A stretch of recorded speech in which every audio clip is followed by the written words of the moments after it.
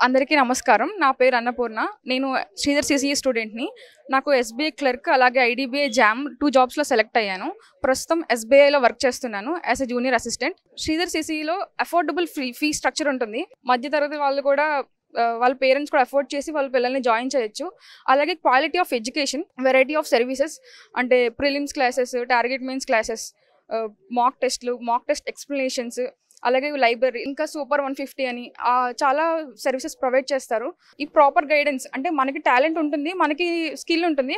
కానీ దానికి proper guidance కావాలి. అంటే ఏం చదివేస్తాం, ఎంతని చదువుతాం, కానీ ఏం చదవాలి, ఎలా చదవాలి, పేపర్ ఎలా రాయాలి అనేది తెలియాలంటే గైడెన్స్ కావాలి. నాకైతే ఆ గైడెన్స్ ఖచ్చితంగా శ్రీధర్ సీసీ నుంచి వచ్చింది. మా ఫ్యామిలీలో ఫస్ట్ గవర్నమెంట్ ఎంప్లాయీని కూడా నేనే. నా పక్కన ఉన్నది మా డాడీ సెంటరింగ్ మేస్త్రి.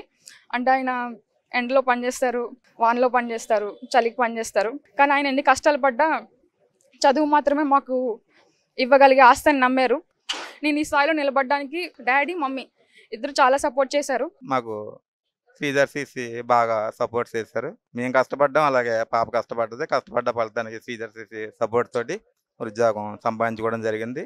అలాగే మాకు ఇంకో పాప ఉంది. ఆ పాపను కూడా ఇక్కడే జాయిన్ చేసాం. ఇప్పుడు ఆల్రెడీ రీసెంట్గా కోచింగ్ తీసుకుంటుంది.